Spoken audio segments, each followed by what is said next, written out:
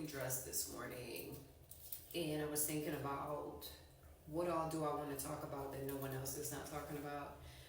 I was reviewing the amended lawsuit with all of the text messages, and something just dawned on me. If anyone who was being sexually harassed, it was Justin Baldoni. Justin Baldoni was the one that was being sexually harassed. Because the text message interactions between him and Blake Lively was extremely inappropriate. It was just, there was this one interaction where she was talking about, oh, I want to sink my teeth into it, but I don't bite. Sink your teeth into where? Now, me being a boudoir photographer, I have to take my imagination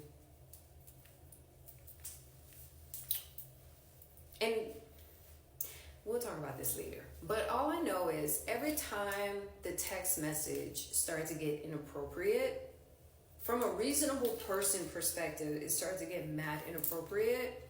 Justin Baldoni would always circle back and bring his wife into the mix. I first noticed that in the video of them dancing, he would talk about his wife. Then the text message between him and Ryan Reynolds wanting him and his wife to be friends with Blake. And this is why, like, as long-winded as that text message was, I think Justin Baldoni clocked Blake Lively. I think he clocked her early before the fuck shit started. Now, mind you, she started with the fuck shit with wardrobe before production started, right? Before they started filming. I think he started to clock her. Because every time she would make little inappropriate sexual innuendo comments, he always circled it back to his wife. When you go back and you read all of the text messages in regards to the type of scene, how they're going to rehearse the scene, the fact that she did not want to meet with the intimacy coordinator in the very beginning, all of the stuff that she's accusing Justin Baldoni of doing, she was doing it to him. Of course, he's not going to approach it of she was sexually harassing him, because in today's society, who's going to believe a man? Who's going to believe that the woman was the aggressor and not the man? We already see how that's happening. But when you go back and you read the text message interactions between those two, he always brought up his wife to redirect and refocus the conversation.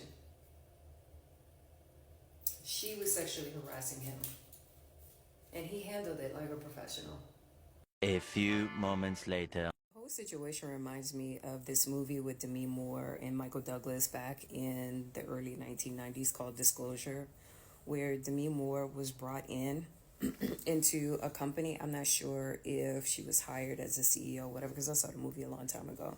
And they were working late one night, and she became aggressive with Michael Douglas's character.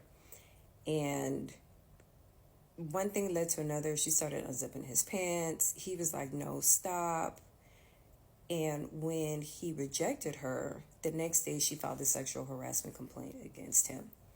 And he was on the verge of losing everything, to the point where even his wife was like, but did you? Because, you know, y'all was close and then now y'all not close. Like, what happened? He was like, no, I didn't.